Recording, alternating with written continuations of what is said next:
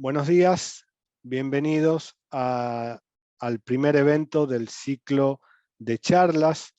En este caso lo llamamos ciclo de charlas de delitos económicos, integridad y cumplimiento, que es el nombre de dos comisiones profesionales que actuamos en muchas oportunidades en forma conjunta dentro del Consejo Profesional de Ciencias Económicas de la Ciudad de Buenos Aires. Este ciclo, que comenzamos en el año 23, ya tiene 3 años. Comenzó siendo un ciclo de charlas anticorrupción, pero compliance es mucho más grande que anticorrupción y tiene, por supuesto, compliance muchos temas que comparte con otras comisiones profesionales como es la de delitos económicos, ¿sí? Que en su origen también fue la Comisión de Prevención de Lavado de Activos y Financiamiento de Terrorismo. Dicho esto, para esta primera reunión, este ciclo, perdón, se lleva adelante en forma mensual, se hace en vivo, se expone en el canal de YouTube del Consejo Profesional y también, por supuesto, esto queda grabado en el canal de YouTube del Consejo, donde ustedes posteriormente podrían consultar tanto esta charla en particular como otras que ya hemos grabado y las próximas por venir. Para este año 2023 ya tenemos agendadas 6 reuniones, 3 en el primer semestre y 3 más en el segundo semestre, lo que no quita que vayamos a incorporar otros también videos al canal del Consejo Profesional, de temáticas actualizadas y de temáticas que tratamos en el claustro, pero además de eso nos parece muy importante compartir con los profesionales que hacen parte de la matrícula, como también con la comunidad en general. Así que bueno, hoy vamos a estar presentando dentro de este ciclo, vamos a estar conversando con el doctor Raúl Sacani. Raúl es el presidente de la Comisión de Delitos de Integridad y Cumplimiento y también es uno de los coordinadores de este ciclo. Y yo que les hablo, mi nombre es Mariano Fernández, tengo el cargo de vicepresidente de la Comisión de Integridad y Cumplimiento. Bienvenido, Raúl, un gusto tenerte nuevamente en el ciclo. Bueno, hola María, muchas gracias. Una alegría muy grande compartir este espacio con vos y con todas las personas que nos acompañan tanto en esta sesión en vivo que estamos grabando, como también en el canal de YouTube del Consejo, donde va a estar subida este webinar. Así que van a ahí poder, en todo caso, ver de vuelta el video si hay algún punto que les pareció interesante y quisieran volver a escucharlo. Así que ahí va a quedar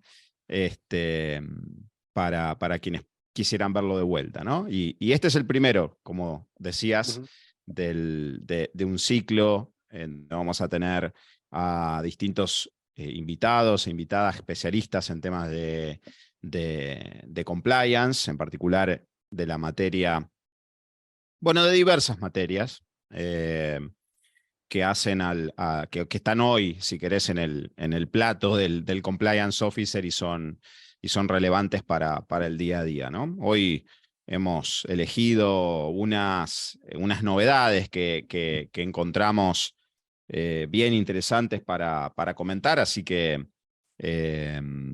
decidimos arrancar por acá, pero luego, a medida que avancemos, nos van a estar viendo a otros invitados. Perfecto, Raúl. Gracias por tu presentación. Y respecto del el tema de hoy, está titulado Zanahorias y palos para la efectividad del compliance.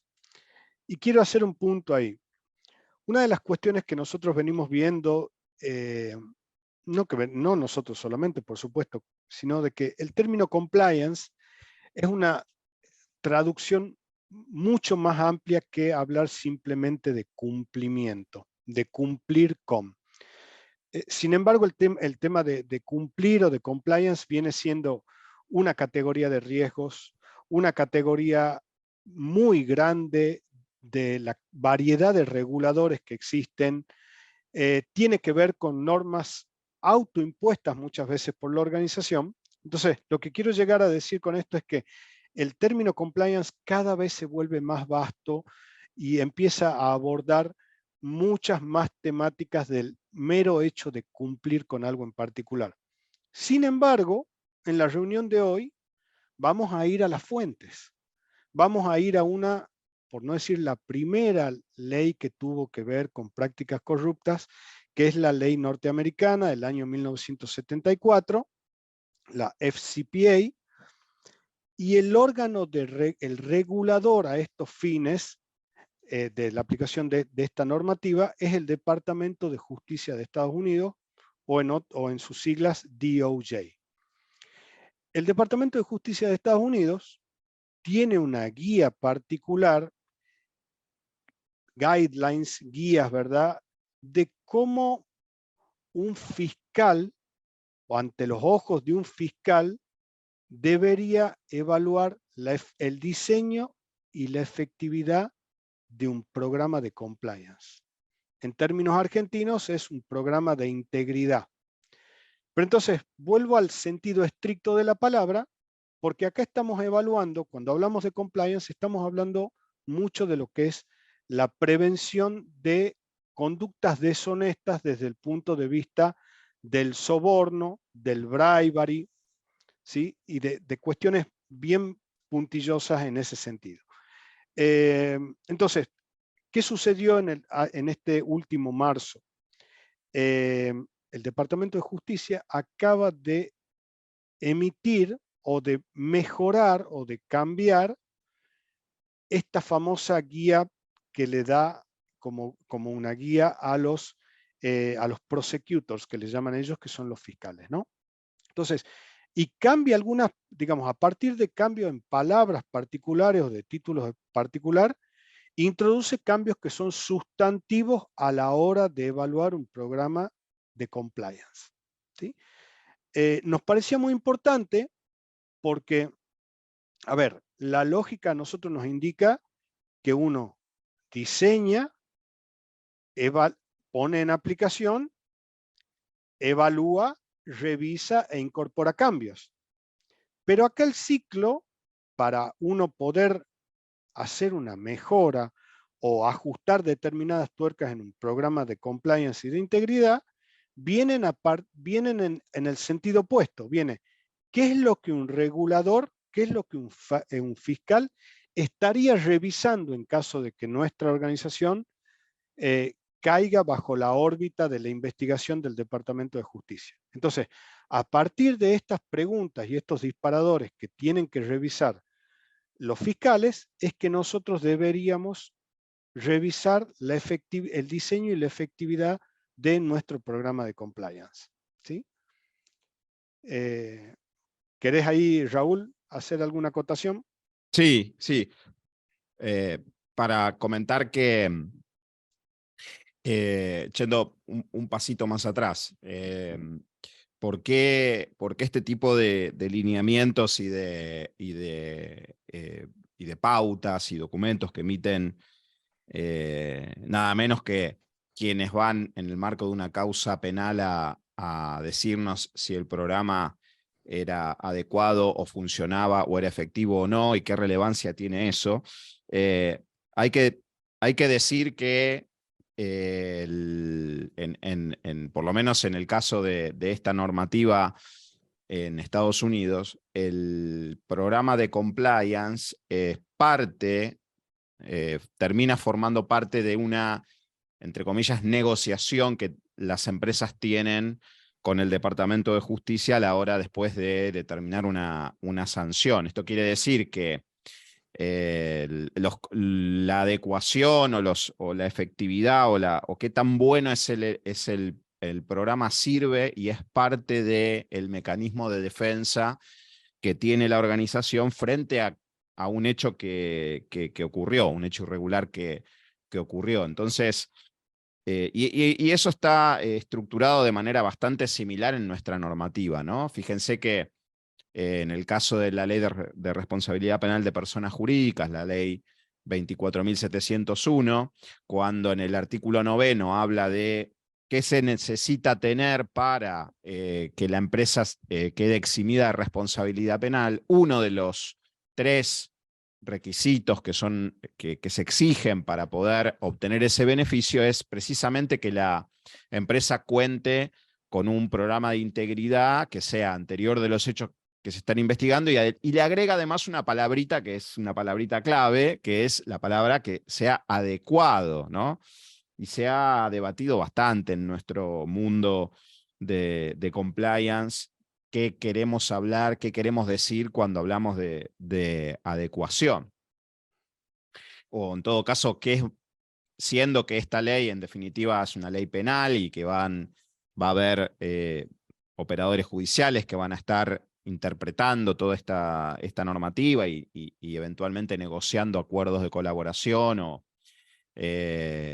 discutiendo con las empresas estos aspectos. Bueno, ¿qué es lo que hay que analizar para poder entender si un programa era adecuado o no? Y bueno, en este sentido, en Argentina hay documentos que sin duda la justicia estará revisando, entre ellos, y probablemente el más conocido, son los lineamientos para la implementación de programas de integridad que ha emitido la Oficina Anticorrupción. Entonces, este documento que emitió el Departamento de Justicia, y de hecho todas las buenas prácticas que hay a nivel global sobre estos temas de alguna manera se inspiran en parte en estos documentos, en estas guías que, por ejemplo, el Departamento de Justicia viene emitiendo.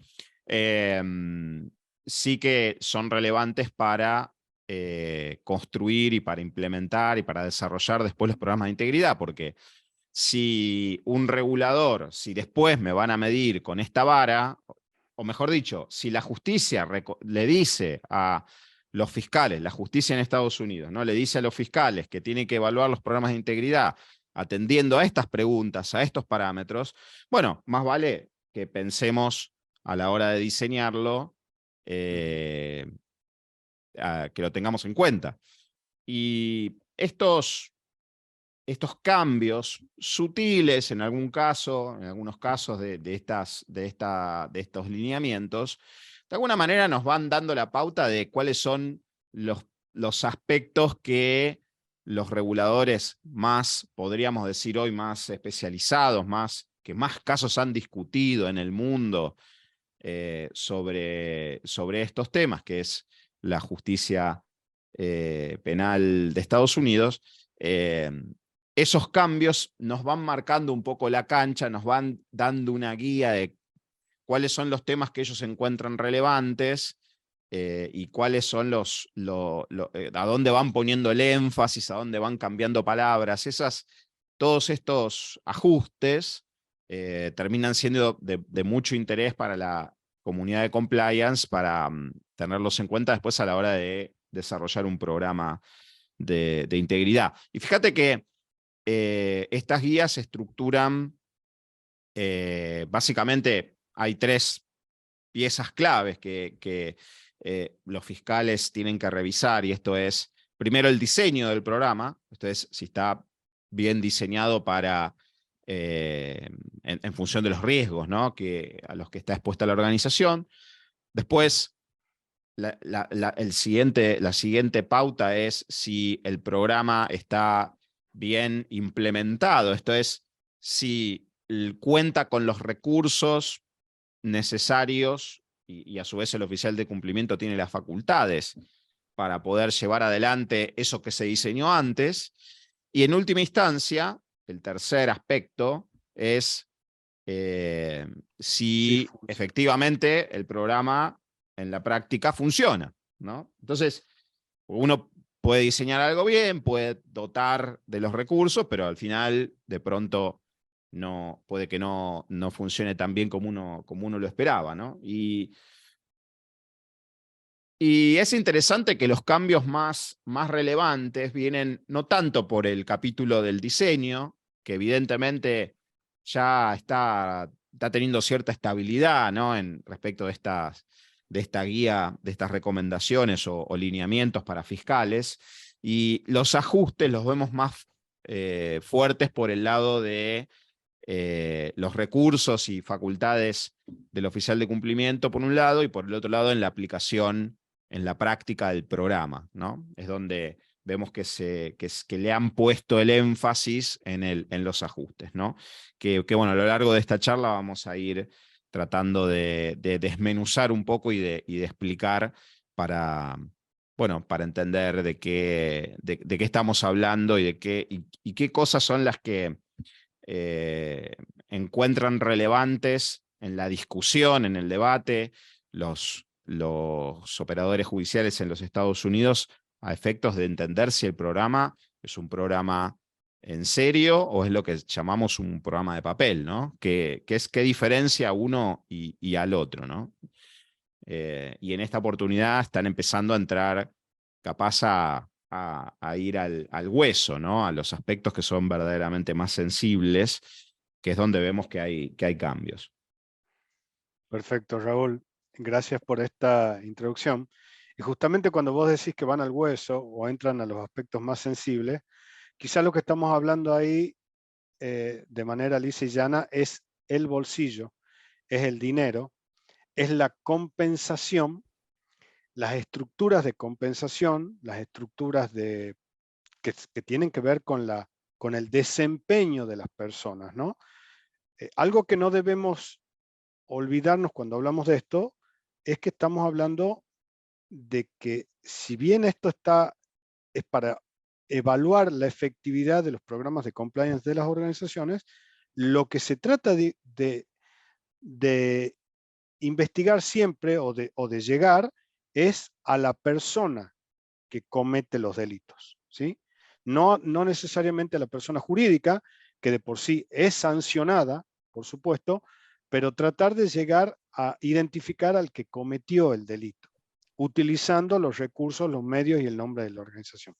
Entonces, dentro de este segundo capítulo o dentro de lo que son la implementación del programa, uno de los grandes cambios viene a referirse a lo que son las estructuras de compensación y la gestión de las consecuencias, ¿sí? Esos son la estrella, digamos, de este cambio, es donde se hace un mayor énfasis, donde se empieza a realmente a notar un cambio importante respecto de versiones anteriores. Entonces, el primer concepto ahí, para mencionar, es que dice, si la estructura de compensación, la estructura de bonos, tiene en su concepción incorporado elementos que tengan que ver con la conducta correcta de las personas y con el desincentivo de las conductas deshonestas, ¿sí? ¿Es así, Raúl? ¿Así se lo trata al aspecto? Sí. Siempre tenemos una frase que repetimos casi como mantra en compliance, que es que la mejor traducción de la cultura ética de una organización, y vieron que hablar de cultura a veces es como discutir temas que pueden parecer un tanto etéreos, ¿no? Más allá de que uno puede ver la misión, la visión, misión y valores ahí en lo primero que aparece en la página de una organización, ¿no? Pero la cultura en definitiva se traduce, o nada traduce mejor y de manera más explícita lo que la organización espera de los colaboradores, sobre todo de la alta gerencia, que el sistema de incentivos, ¿no?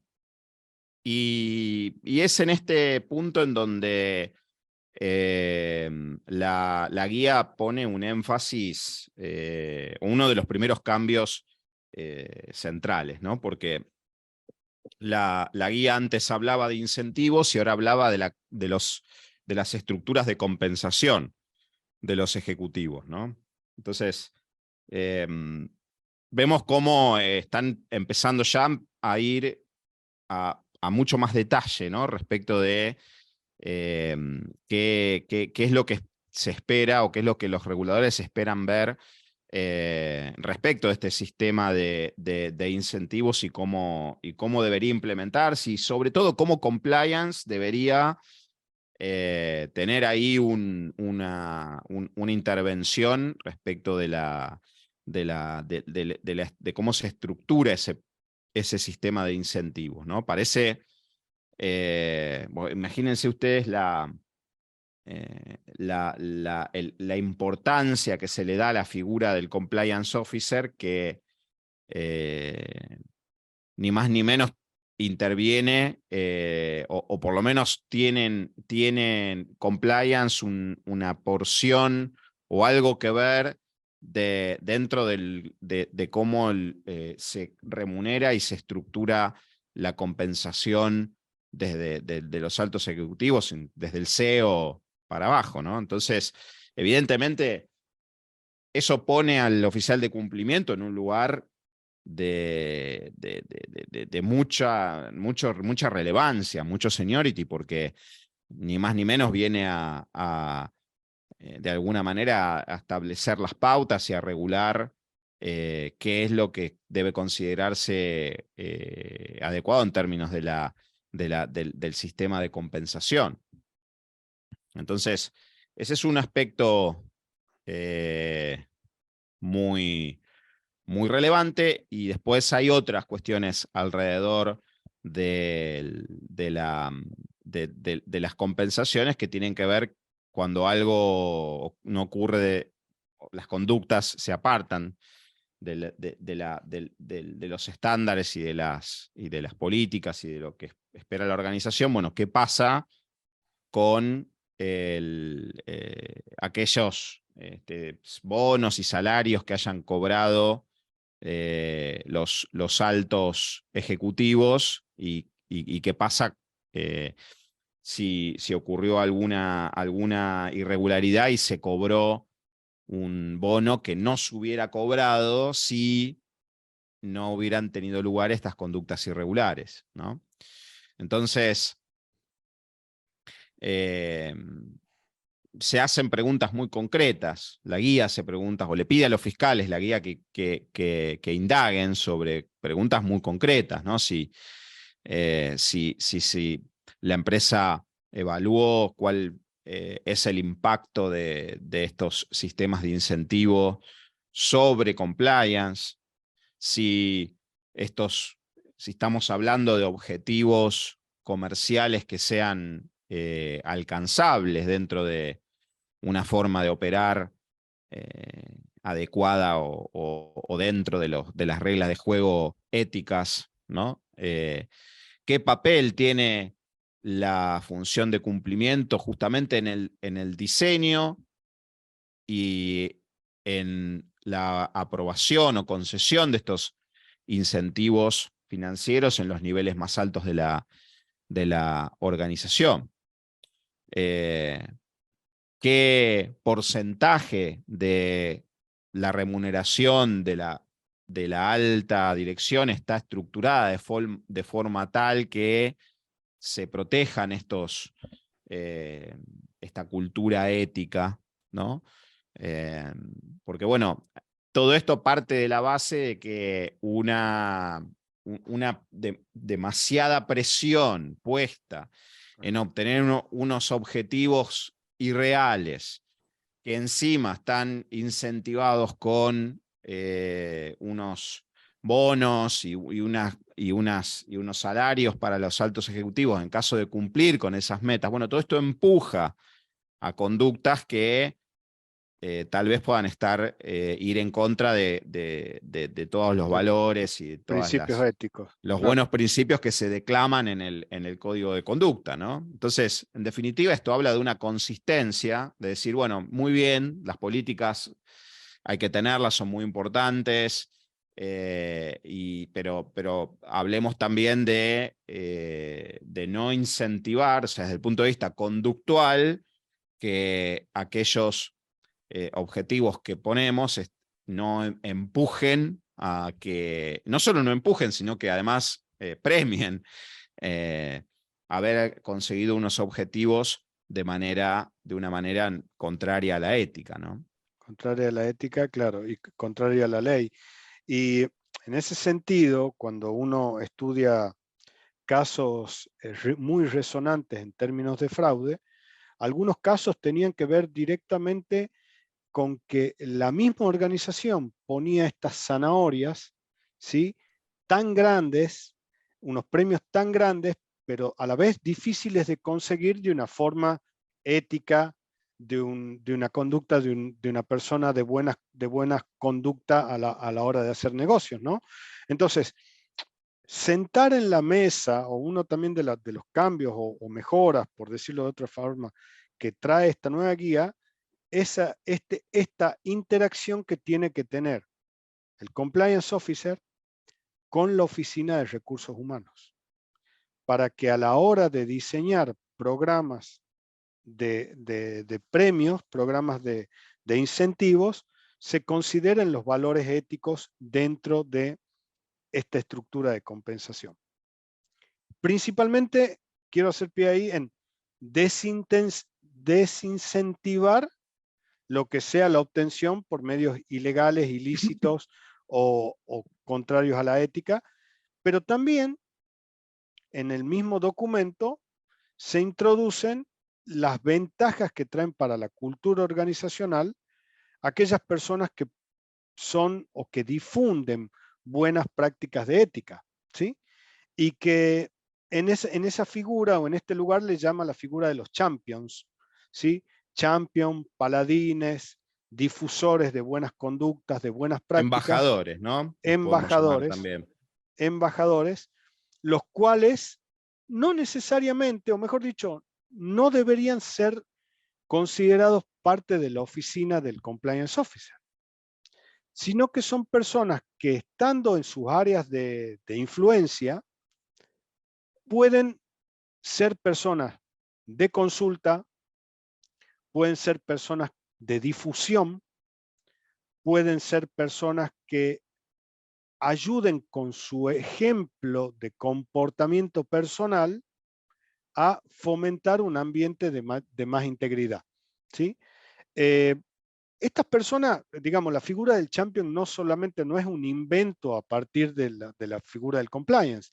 La figura del champion, digamos, si uno la quisiera asociar a otra figura, también puede ser como aquella persona que ayuda en los simulacros de incendio, ¿verdad? O sea, es una persona que no trabaja para estar 100% preparado para un incendio, pero esta persona sabe cómo actuar como una tarea adicional a sus funciones. Entonces, esto te puede implicar muy poco tiempo, pero en realidad no se lo difunde como una persona a la cual se le asigna una carga más laboral, sino que el champion, el embajador, también por motus propio es que actúa. Y actúa en este sentido porque le interesa esta temática, le interesa esta forma de hacer negocio, le interesa esta forma de actuar, siente una alineación entre sus valores personales y los principios de compliance o de ética o de la forma de comportarse dentro de la organización. Estas personas también esta persona y otros colaboradores de la organización también pueden ser premiados, ¿sí? En el sentido de que mostrar que aquellas personas que actúan de acuerdo a los valores de la organización también pueden obtener incentivos que pueden ser difusión de estas personas en los medios de la comunidad, también pueden ser un factor importante a la hora de comparar una persona contra otra para ofrecerle otro cargo dentro de la organización, ¿sí? Porque a las personas no solamente se nos van a... La idea es no solamente medir a las personas por el grado de dinero que traen a la organización y cómo lo traen, sino también por otros aspectos como puede ser la gestión de la ética o la difusión de los valores de la organización. ¿Algún pensamiento ahí, Raúl, sobre esta figura? Sí, te diría que la figura del embajador de compliance tiene una relevancia, sobre todo en las organizaciones que son grandes y de pronto están, que tienen muchas unidades de negocios, están dispersas geográficamente. A mayor tamaño de la organización, más relevante se vuelve esta función, esta idea de descentralizar un poco algunas de las tareas que son relevantes para compliance, ¿no? Hay algunas cuestiones que a mí me parecen muy, muy piolas para pensar, ¿no? En cuanto a usar este tipo de figuras. Yo creo que hay una que es muy importante y es, bueno, ¿a quién iríamos a buscar para, para que encarne ese rol, ¿no? Y ahí te diría que, como todo, ¿no? En compliance,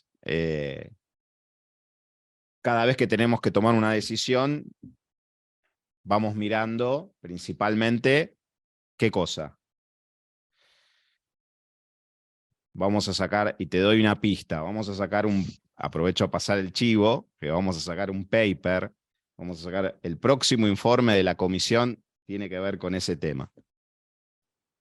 ¿Te estás refiriendo a la gestión de riesgos? ¿Te estás refiriendo? Exactamente. Cuando vamos a pensar a quién vamos a seleccionar, vamos a estar mirando los riesgos y vamos a decir, yo personalmente creo que tiene mucho sentido elegir a un embajador que sea del negocio, sobre todo de aquellos que nos van a generar más riesgos. Esa es una forma de verlo, ¿no? Otra forma de verlo es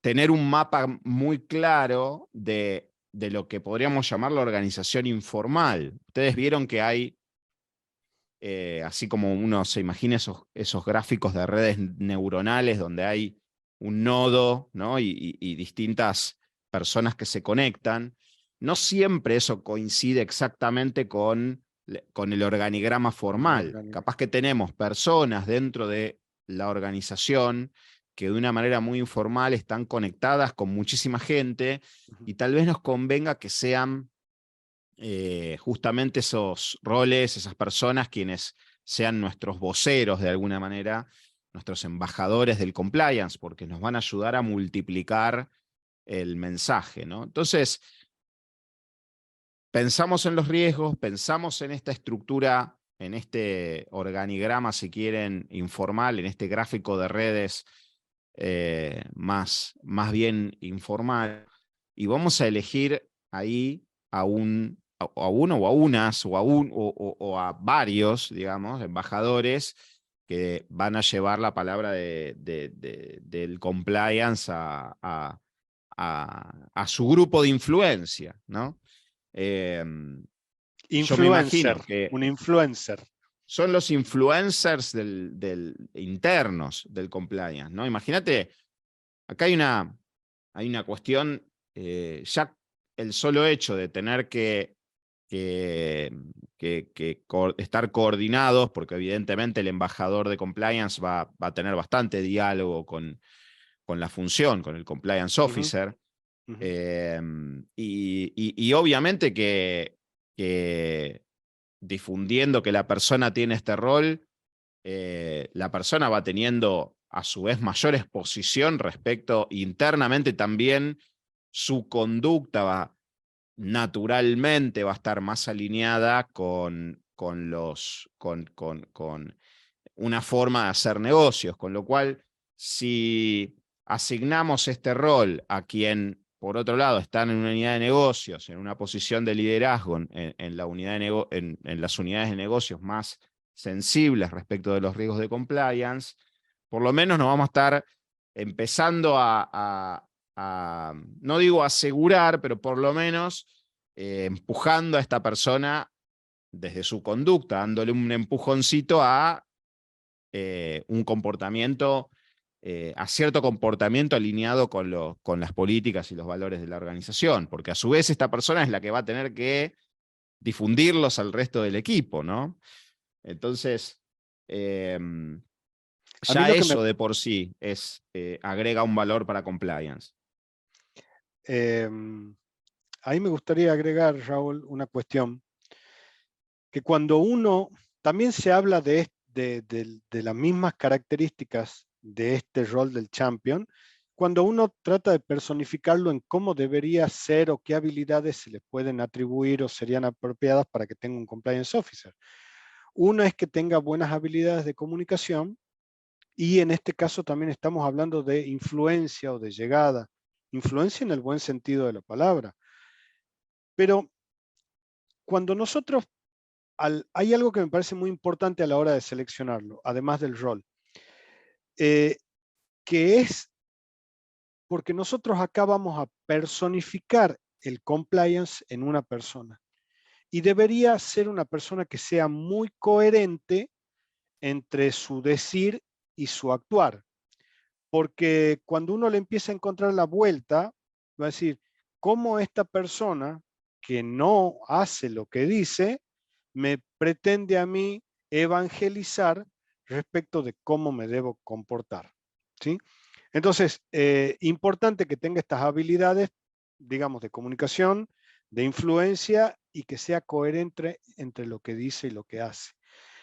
Y volviendo a un punto que hemos tratado cuando hemos comenzado estos aspectos, de que decíamos que la segunda pregunta que siempre debe prestar atención el fiscal tiene que ver con la aplicación del programa de integridad, ¿verdad? Con la implementación del programa de integridad. Y una de las cosas que siempre se le cuestiona o que hay que contrastar es si el equipo o la oficina del compliance officer está dotada de suficientes recursos. Y en ese sentido, otro de los cambios importantes es que la aplicación de este sistema de incentivos sea a lo largo y ancho de la organización, ¿sí? De que no solamente sea a las altas esferas, sino de que también llegue abajo y más allá de los diferentes niveles, que llegue a otras geografías. Recuerden que nosotros estamos hablando acá de una ley norteamericana, estamos hablando de un regulador también norteamericano, pero la aplicación consistente no solamente tiene que ser con la aplicación a diferentes niveles de la organización, sino también a lo ancho de la organización. A lo ancho me refiero en la ramificación de las diferentes áreas, de negocio, de los diferentes países. Entonces, la figura del champion, en ese sentido, tendría que estar, creo yo, ayudaría a ampliar la red, a ampliar la influencia de la oficina del compliance officer, a llegar a lugares donde no se llegan y a poder hacer eco de estas buenas prácticas, no necesariamente con el mismo budget de compliance, ¿sí? Sino que compliance, teniendo una comunicación frecuente con estas personas, presentándole el tratamiento de los dilemas éticos, de las cuestiones que son controvertidas, de los riesgos propios de las áreas de negocio, y hablando con estas personas que, como dijo Raúl, ojalá que fuesen personas que están cerca de las áreas más riesgosas, ¿sí? Así expandimos nuestra red de cómo abarcamos y cómo llevamos el compliance a los lugares más recónditos de la Vos organización. pensás que esta figura tiene que lograr generar confianza, por eso su capacidad de relacionamiento interpersonal es muy relevante para poder encarnar el rol del embajador de compliance, que tiene que poder resolver las inquietudes, las dudas. Estamos pensando en buscar un perfil en quien la gente confíe. Y confíe no en términos de poder hacer una denuncia, sino en términos de que puedan tener la posibilidad de dialogar abiertamente con esta persona sobre sus preocupaciones, que a veces pasa que la gente se siente más cómoda hablando con este tipo de perfiles y no con llevando el tema como como que formalizar la cuestión con compliance, ¿no? Si bien también siempre decimos que el compliance o la compliance officer tiene que también tratar de llegar a ese grado de cercanía, pero de alguna forma con estos embajadores vamos generando una red de contención para que las personas puedan eventualmente compartir esas inquietudes. Entonces, claramente se va reforzando esa cultura que se dispara con el programa de incentivos, se comunica, la alta dirección se compromete, la comunican y a lo largo de toda la organización con esta red de embajadores del compliance, bueno, sobre todo cuando estos tienen una consistencia, como vos decís, que acabaste de dar la definición misma de la palabra integridad, ¿no? Esto de ser consistentes entre lo que decimos y lo que hacemos, empezando por el propio embajador, ¿no? Sobre todo con el propio embajador. Por eso, bueno, ya vamos a tener a alguien ahí en una posición clave que va a estar llevando los enunciados del programa de integridad al resto de la organización. Por eso, esta es una introducción muy, muy, muy inteligente de parte del regulador. Fíjense que mirando principalmente la prevención, ¿no? Que en el fondo es lo que le da la adecuación del programa, indudablemente enfatiza los aspectos de la prevención, tratar de que las cosas no pasen en primer lugar, ¿no? Después, bueno, habrá que investigarlas si eventualmente ocurrieron, y ahí también tenemos bastantes novedades, ¿no? En cuanto a eso, pero que ahora vamos a abordarlas seguro en un rato, pero claramente este refuerzo de la red de embajadores o compliance champions es un aspecto que si bien no es novedoso, de hecho hay papers escritos sobre esto, ya tienen unos cuantos años, pero que ahora se lo menciona explícitamente y que eventualmente los fiscales tengan que preguntar si esto existe y en todo caso la empresa responder por qué no, si quiere digamos, si quiere que convencer al fiscal de que su programa es adecuado, bueno, claramente esto va a llevar a repensar, a que muchas organizaciones, sobre todo las grandes, reflexionen sobre la creación de estas figuras, ¿no? Imagínate que hay papers que dicen, que recomiendan que haya un embajador de compliance cada 200 personas en una organización. Así que imagínate organizaciones grandes, capaz tienen 2.000, 3.000 empleados, estamos hablando de ya un equipo de, como que compliance tuviera, imagínate, 10 personas. Claro. Cuando hoy vos ves que los equipos de compliance tienden a ser equipos más bien chicos, ¿no? Claro. Y estamos hablando en ese caso, además, Raúl, de personas que no están necesariamente dentro del organigrama de la oficina de compliance, ¿eh? Estamos hablando una ramificación. Claro. Pero bueno, justo vos mencionaste que esto es preventivo, pero también me diste pie para introducir el próximo tema, que son las medidas disuasivas. Que en ese sentido hay dos que me parece que son muy importantes acá, dentro de los cambios. Una de ellas es la difusión que hace la compañía de el tratamiento que se le da a los perpetradores.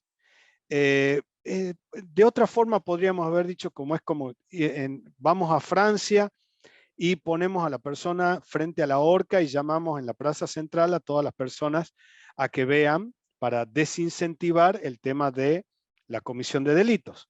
Y en ese sentido, uno de los cambios también es cómo para el ambiente de control, para la cultura de compliance, las medidas disuasivas también ayudan a mejorar el ambiente del control. Entonces, ya no estamos hablando tanto de la zanahoria, sino que estamos hablando más del palo, ¿sí? Del garrote. Estamos hablando de mostrarle a la comunidad de la empresa cómo se sanciona y cómo se trata a un perpetrador o a una persona que no está de acuerdo con los valores de la compañía, con la ética, y que realizó algún tipo de práctica corrupta, ¿sí? En ese sentido, también habla de la aplicación consistente. ¿A qué quiero llegar con esto? Normalmente o lo que uno ve muchas veces en la práctica es que cuando hay un caso así controvertido, uno pareciera que quiere esconder un poco la basura dentro de la alfombra y no mostrar que eso ocurre.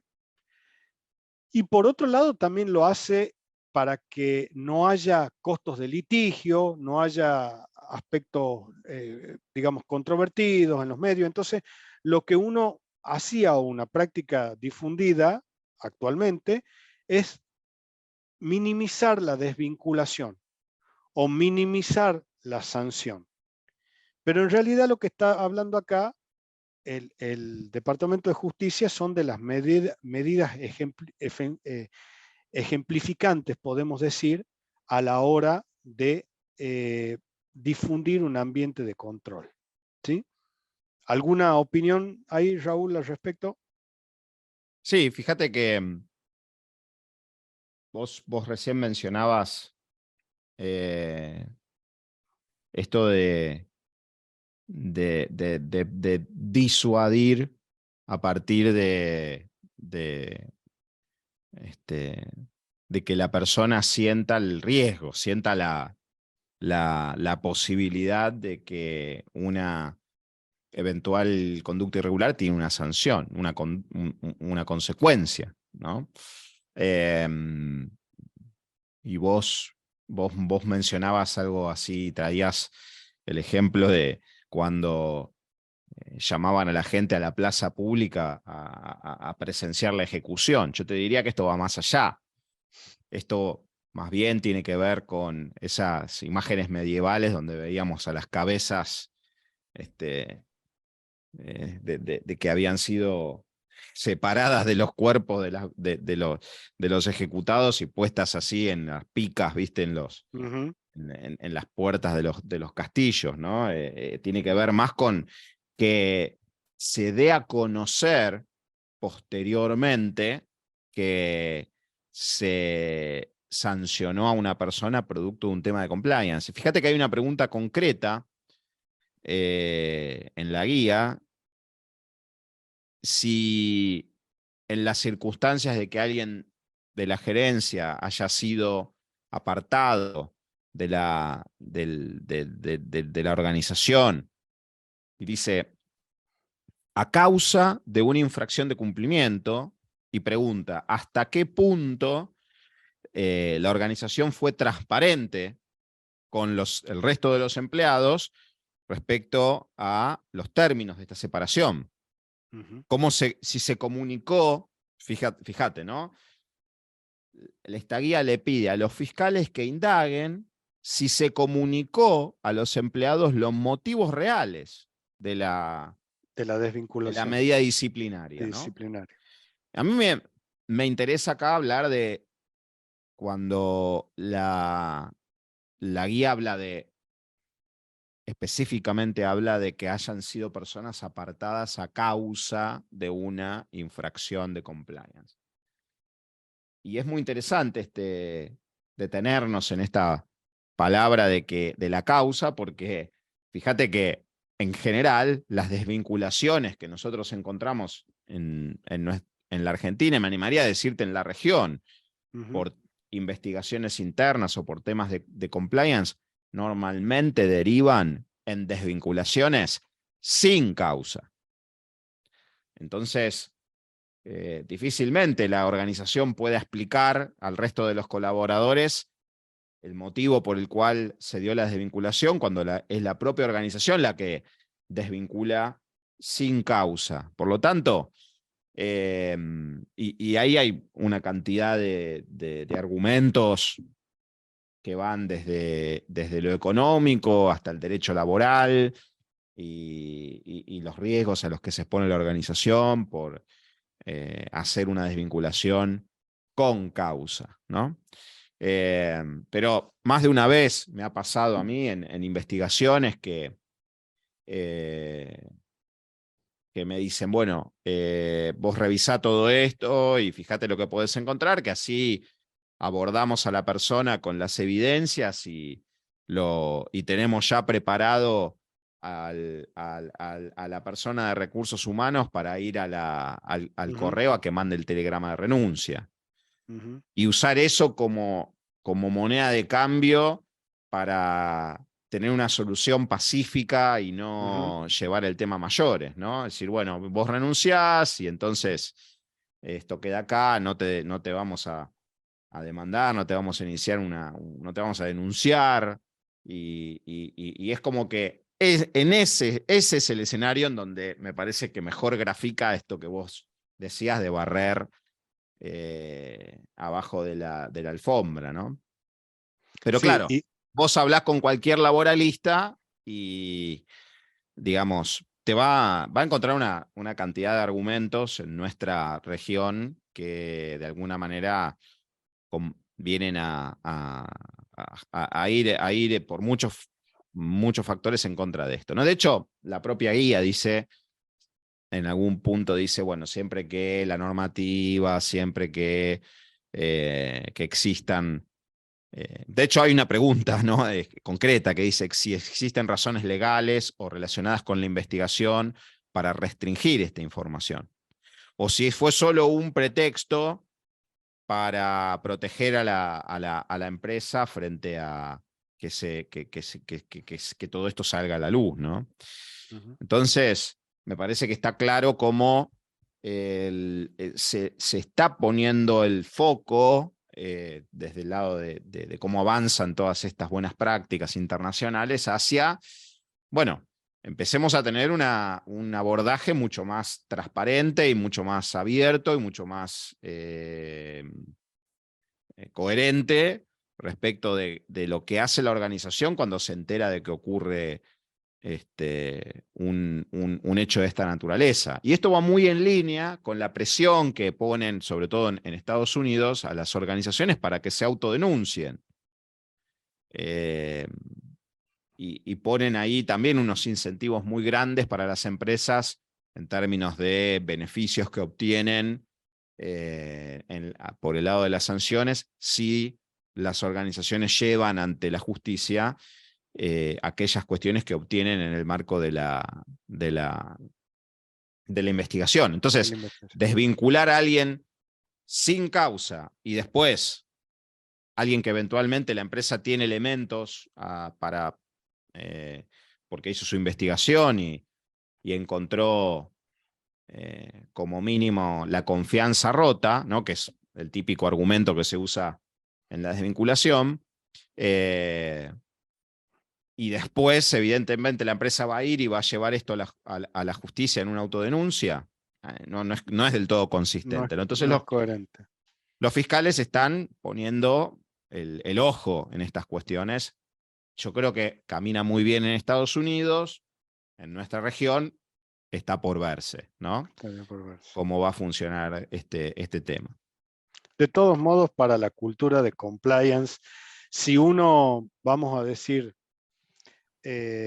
sanitiza o uno saca el nombre puntual, pero sí difunde el tratamiento que se le dio a un caso en particular, créanme que eso funciona muy bien, ¿no? Porque rápidamente, digamos, hay un poco de las personas les gusta este amarillismo de saber un poco, si no puede saber el nombre, sí les gusta saber cómo fue sancionado, o este caso de ver una cabeza sobre una pica, ¿sí? Aunque esté tapada la cara, aunque esté con una máscara, saber que ha sido puesto sobre una pica ayuda mucho a desincentivar la comisión de este tipo de actos. Hay ¿no? un, fíjate hasta qué punto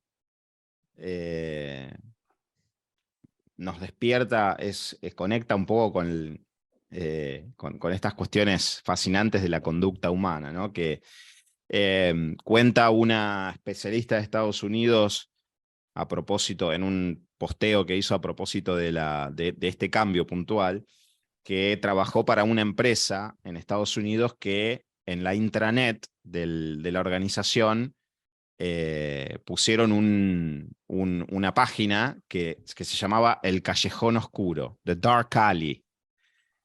Y en esa página posteaban todas las desvinculaciones que se daban por temas de compliance, ¿no? Bueno, resulta que fue la página más visitada de la intranet de la empresa. Únicamente por abajo de la página que se usa para las rendiciones de gastos. Así que imagínate lo que atrae la sangre, digamos, lo que atrae Claro, claro. a la curiosidad y a la mirada, ¿no? Sí. Y esta cuestión conductual está siendo percibida y capturada también por estos ajustes, ¿no? Que se van dando en los lineamientos. Y fíjate vos que nosotros tenemos mucho prurito con esto, tanto que en los lineamientos se habla en la parte en el artículo 23, donde se detallan los elementos de los programas, el elemento que habla de las investigaciones internas habla de que haya un mecanismo además para la aplicación de sanciones efectivas, dice, ¿no? Vaya Dios a saber qué querrá decir eso, ¿no? ¿Qué es ¿Qué efectivo? Claro. implica tener un sistema de sanciones efectivas? Porque, digamos, si hay cosa más críptica y más pobremente desarrollada en el mundo del compliance doméstico, es esta cuestión del sistema de la aplicación de sanciones, un poco derivado de lo que es de lo que hay que batallar con la justicia laboral, los entornos que de pronto puede haber empleados que están sindicalizados o en gremios y cuestiones por el estilo que evidentemente llevan a las organizaciones a esta cuestión de la desvinculación sin causa, ¿no? Ujú. Y acá es sin causa, pero el Departamento de Justicia habla de consecuencia. Entonces, hablar sin causa significa sin consecuencia. Bueno, es una de las cuestiones Bueno, tanto que les pagan la indemnización. claro, Ya te diría que no exactamente. solo no hay una consecuencia, hasta hay un premio, digamos. Un incentivo, ¿no? Y ahí va también, me diste pie para hablar del otro punto que también habla en la consecuencia, que es una figura de cómo buscar los medios para recuperar el bono que podría haber sido obtenido a partir de haber logrado un objetivo, pero por medios ilegales, ¿sí? Al punto tal donde también como esto que mencionó Raúl, de autodenunciarse, el Departamento de Justicia menciona o realizó puso en marcha hace un mes atrás un programa piloto por el cual las organizaciones, ¿sí?, podrían llegar a descontarse de la multa con la que sean sancionadas aquel dinero que haya sido obtenido o recuperado, mejor dicho, a partir de un bono que fue dado en forma incoherente con el método de haber obtenido ese revenue o ese resultado para la compañía, ¿no? Entonces, es otra de las cosas que indagaría el fiscal y que tiene que ver con la estructura de compensación.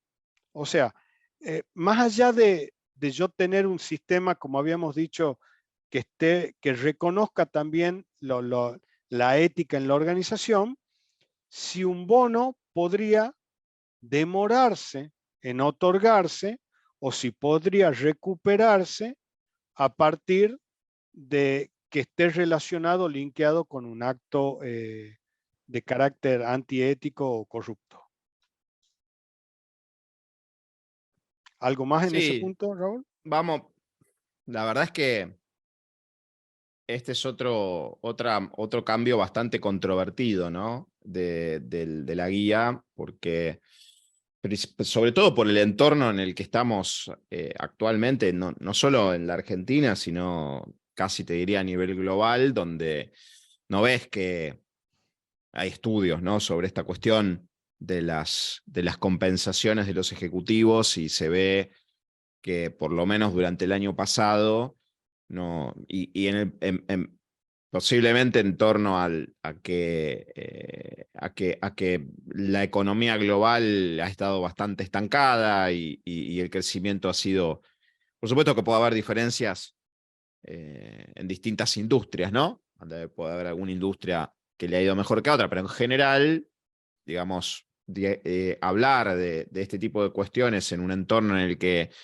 no es que vienen aumentando sideralmente los salarios, y digo esto al margen de las cuestiones que nos afectan a nivel local respecto de la pérdida del poder adquisitivo por la inflación y demás, digo, en general son debates complejos. Y en esencia lo que nos está diciendo esta modificación es que si te llevaste algo y obtuviste un beneficio, una ganancia, un bono, un aumento de sueldo, que en definitiva estuvo atado a que cumpliste con un objetivo que no hubieras cumplido si no hubiera ocurrido el hecho irregular, y esto es, obviamente, las empresas después tienen que ajustar, tienen que, todas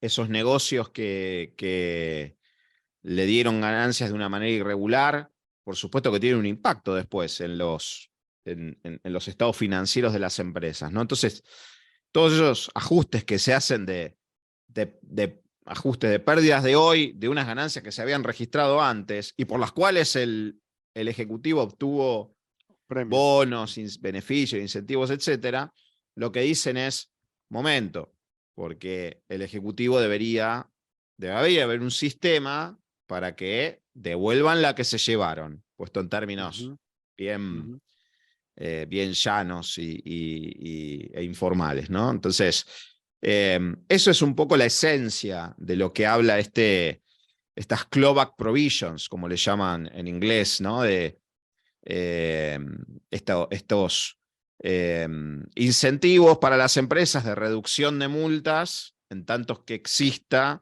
dentro de y como parte de lo que discute un comité de remuneración. Vos sabés que las empresas que están cotizadas tienen comités que definen las remuneraciones de los ejecutivos. Bueno, en el marco de esos sistemas de remuneración y de incentivos, que existe algún mecanismo para que Recuperar. eventualmente queden una parte de lo que se va a llevar el ejecutivo, quede retenida por un periodo de tiempo hasta que es, digamos, está de alguna forma validado que todo esto, de que esa ganancia que se obtuvo de manera en línea con las políticas y tal, o bien que tengan que devolver es una parte o todos esos bonos que se llevaron, en tanto que se demuestre que se obtuvieron de manera irregular, o que no se hubieran obtenido si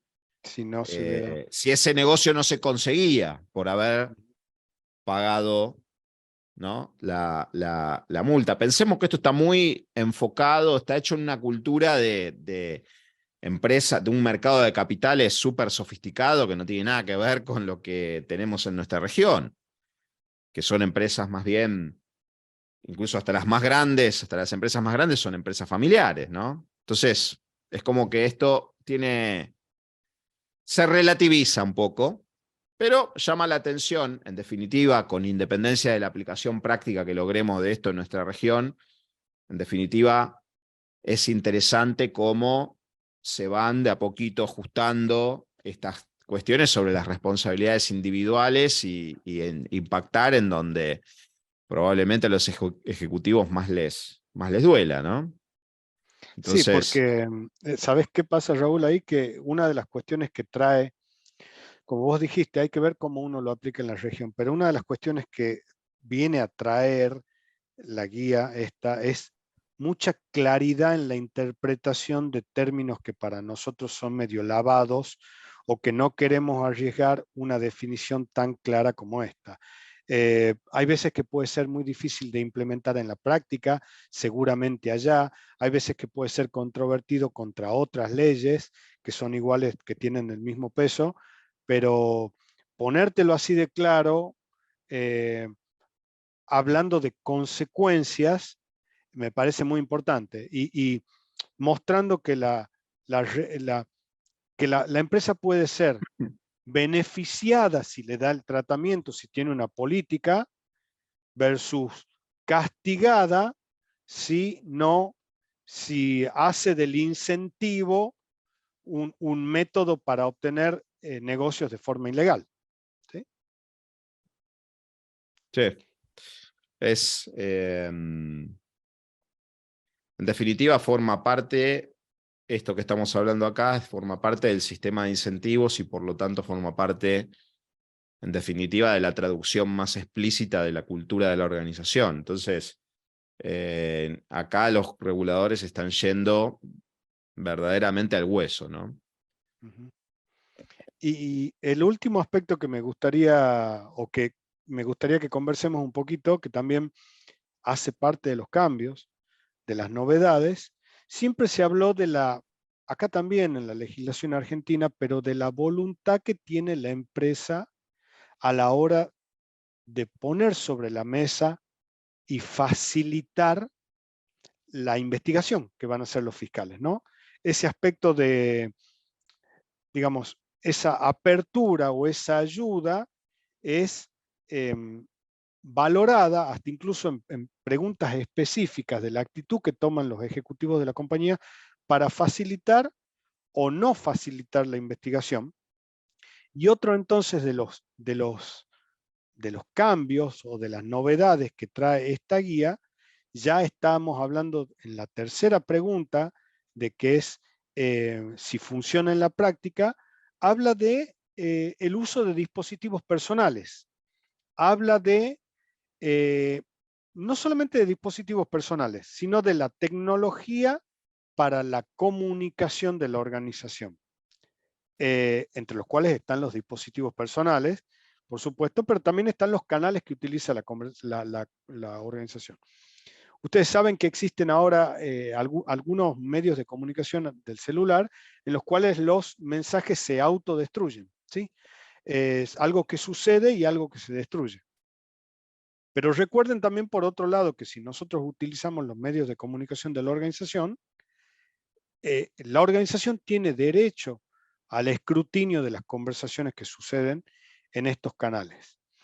Y de la mano con eso va la voluntad de la organización en querer, a los fines de buscar al perpetrador, la voluntad que pone la organización a la hora de querer buscar estos tracks que puede haber de una conversación que ayude a la investigación o no, ¿sí? Entonces, si una organización fomenta el uso de conversaciones por por canales de comunicación que no sean los que están monitoreados, si además de esto utilizamos dispositivos que no solamente que no son monitoreados, sino que también los mensajes duran un corto periodo de tiempo, entonces el fiscal podría llegar a interpretar como que no hay una voluntad de la organización también en querer identificar realmente la causa raíz y la causa raíz relacionada a una persona de existencia física real, ¿no? Raúl, ¿algún Sí, pensamiento? sí, sí, y te diría que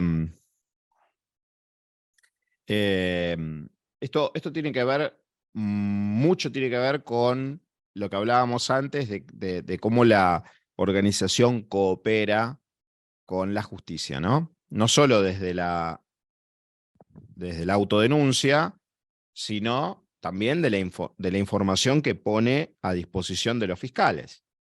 Pensemos que a nivel global, y esto no solo es un problema de la justicia argentina o de la región, que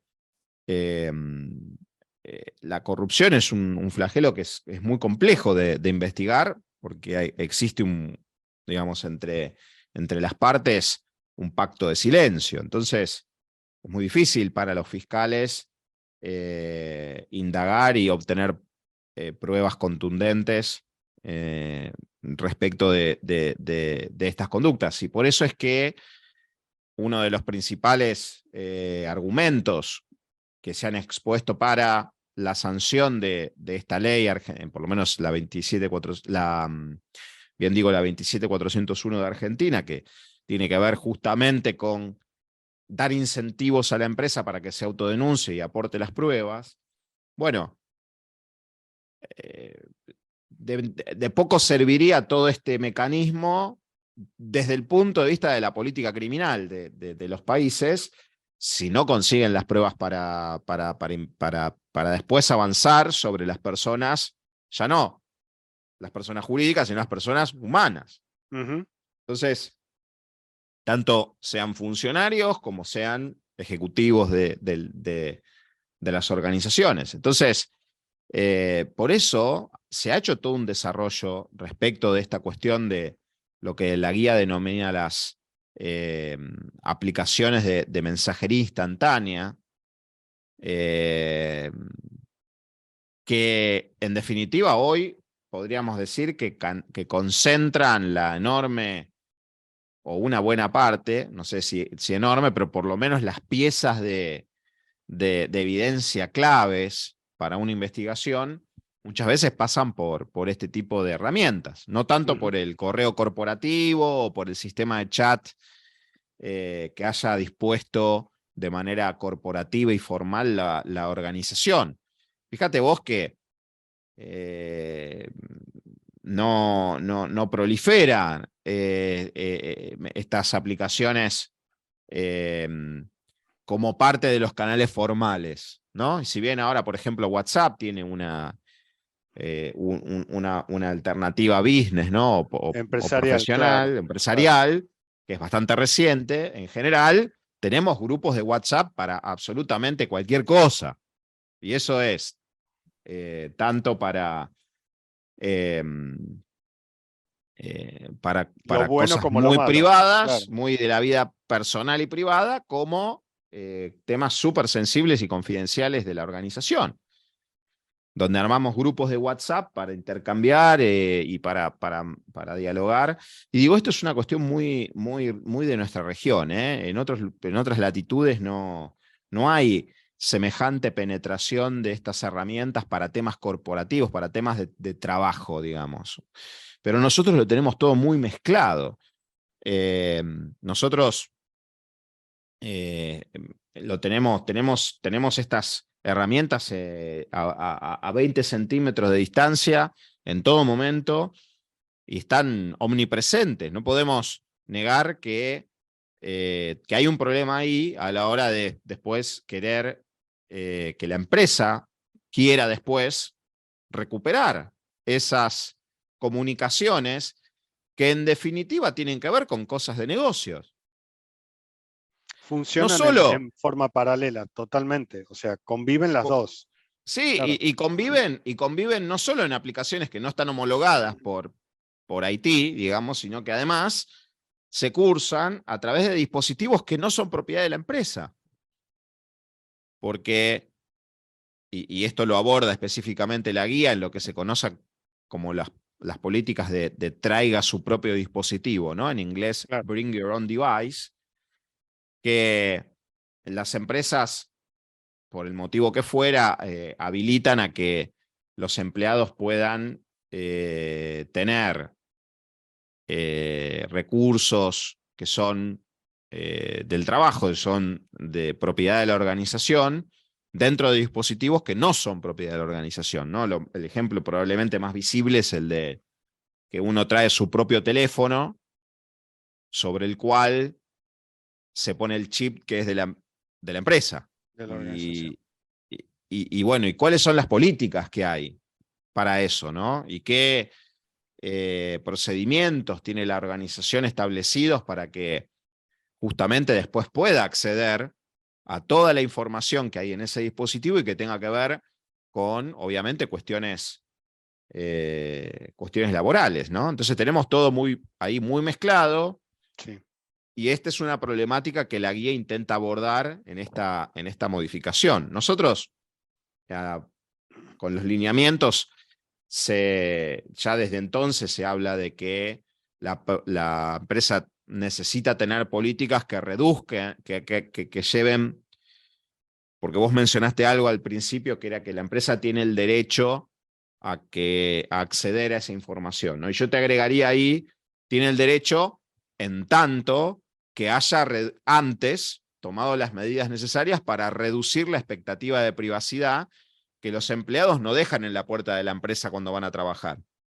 La tienen incluso cuando están trabajando con dispositivos de la organización. Por eso la organización tiene que hacerle saber al empleado a través de distintos mecanismos que Sí. todo lo que haga con la computadora va a estar sujeto al control y al monitoreo de la organización. Pero si eso no está, bueno, la empresa puede tener problemas después a la hora de intentar utilizar esa información en un entorno donde en nuestra región y en particular en la Argentina vienen las políticas sobre privacidad de datos siendo más restrictivas, se refuerzan. No es que se flexibilicen, se refuerzan en términos de cómo las organizaciones tienen que tratar información que es de los empleados, ¿no? Entonces, es también muy oportuna la guía en poner arriba de la mesa esta problemática. No digo que en nuestra región la vayamos a resolver de la noche a la mañana, porque hay una cuestión cultural también acá. Sí. Imaginemos, ¿no?, que en Estados Unidos la gente no tiene la costumbre de usar WhatsApp para hablar cosas del trabajo. La gente no habla de cosas del trabajo por WhatsApp. ¿Te Y parece? ustedes ¿Es así? agarren el teléfono, miren los chats y fíjense cuántos tienen con cosas del trabajo. Claro. Entonces ese es un problema, porque si por ahí se canaliza algún tipo de comunicación, es muy común que conectemos con los clientes, con proveedores, directamente por WhatsApp. Y bueno, te llamo, te mando el contrato, qué sé yo, todo lo que uno Sí, discute también por toca esos canales. eso también toca la esfera, por supuesto, no solamente de la corrupción, sino también de la privacidad de la información o de la información crítica y sensible, ¿sí? Como que saque una foto, mande un informe, mande un reporte a través de dispositivos que no son controlados y de canales que no son los que debería fomentar la organización para que tenga. Sí, Pero bueno, y si la organización decide utilizarlos, tiene que haber unas políticas adecuadas y unos procedimientos adecuados y una gestión de riesgos adecuada para que la organización después eventualmente pueda acceder a esas comunicaciones y que en última instancia esas comunicaciones se transformen en evidencia en alguna eventual investigación. Pero en definitiva todo esto es el resultado, es la reacción de parte de los reguladores a ver que las evidencias se pierden. se pierden, claro. Y que se pierden, son difíciles de obtener, tanto para la organización que quiere colaborar como para el regulador a la hora de tener que investigar, ¿sí? Es un challenge para los dos actores que están presentes. Pero Y bueno, acá estamos atravesados por cuestiones culturales, como siempre pasa, ¿no? Cuando se intentan aterrizar a nivel local políticas que están pensadas en otros países, y la verdad es que la ley argentina un poco se ha inspirado en muchas de estas normativas internacionales y ha hecho el intento de adecuarlas localmente.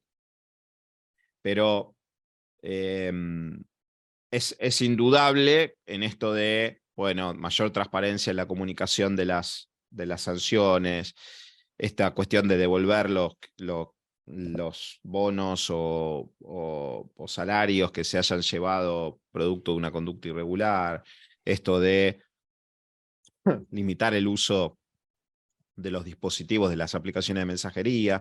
Bueno, son todas cosas bastante complejas de adaptar y de traer a nuestra cultura, ¿no? Y pensemos que acá hay un montón en Argentina hay una cantidad de empresas que cotizan en Estados Unidos y que van a tener que aterrizarlos todas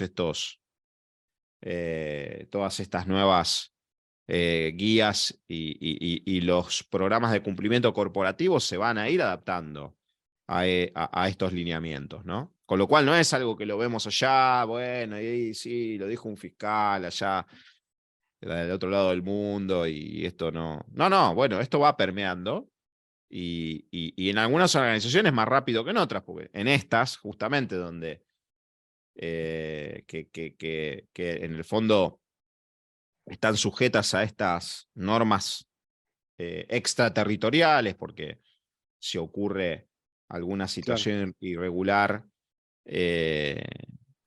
fuera en una subsidiaria de una empresa que está listada, o en una empresa argentina que por otro lado cotiza en Estados Unidos y tiene operaciones en distintos países, bueno, indudablemente todo esto va a terminar, va a haber, en algún punto va a haber permeando. que adecuarlo, Sí, sí. ¿no? Con Eh, sus ajustes, pero va a ser un desafío, ¿no? Un desafío muy interesante que veremos en los próximos meses cómo se desarrolla.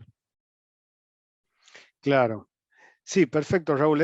Entonces recuerden ese punto que hemos mencionado al principio, de que uno a partir de los parámetros de evaluación de un regulador, uno rediseña o revisa su programa, ¿no? Y esto empieza a cascadear geográficamente desde Estados Unidos hacia alrededor, es de una casa matriz a sucursales, de empresas hacia las debidas diligencias y cuando le pide a su cadena de valor que también suscriba al programa de integridad de la compañía. Entonces, de una u otra manera se va expandiendo, se va ramificando. Pero bueno, hasta ahí hemos hecho un paneo bastante detallado, creo yo, de todo lo que han sido los cambios estos que introduce la nueva versión de marzo del 2023 de, de la guía para la evaluación de programas de integridad eh, del Departamento de Justicia. Con esto estaríamos concluyendo la primera de las reuniones de este ciclo de charlas. Si ustedes en este momento desean, pueden ir dejando alguna consulta dentro de lo que es el chat del canal de YouTube para que las vayamos abordando, ya sea en privado o ya sea en la misma discusión que queda en el chat. De igual manera, también les recordamos que las comisiones de delitos económicos y las comisiones de integridad y cumplimiento del Consejo Profesional nos reunimos en forma mensual. Son actividades que son para los matriculados en el Consejo Profesional de Ciencias Económicas, así que aquellos matriculados que nos estén escuchando, por favor acérquense porque siempre estamos con esta temática, con temáticas novedosas. Y si no, el público en general también, por supuesto, nos puede ver y se puede interiorizar con temas de integridad y cumplimiento a través de nuestro canal de YouTube. Así que, bueno, de esta manera me despido. Les agradecemos que hayan asistido a este primer encuentro y te dejo el final, Raúl, si querés también despedirte.